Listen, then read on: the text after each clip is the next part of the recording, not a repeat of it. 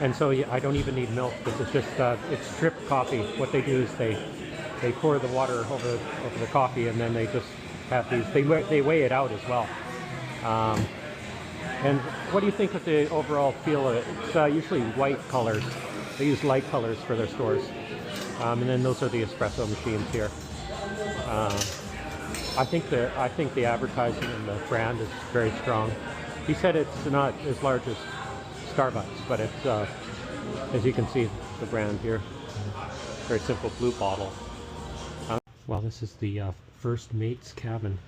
He was involved in communicating to the crew, and they were moving people from England to New Zealand in 1870s and 80s.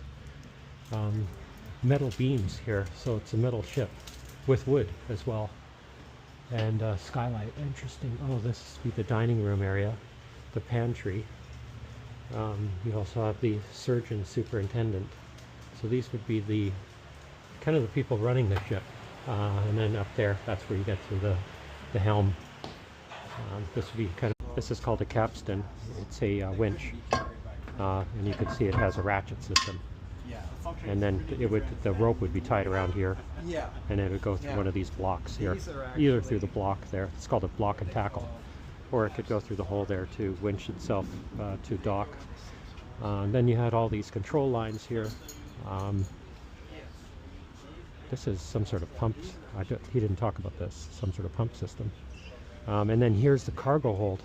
The wealthy people would stay here with the captain in the back. That's called the poop deck. It's a French word. It's not really.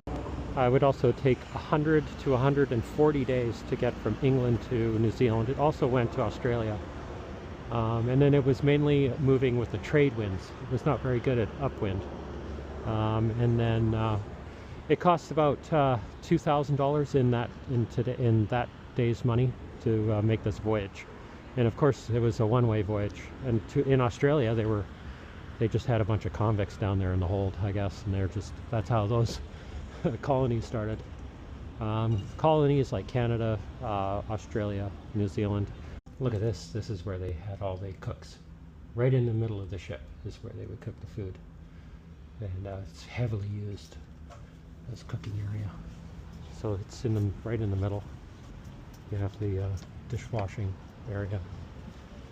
Crew would do all the repairs here, and looks like they would have to do continual repairs on the ship.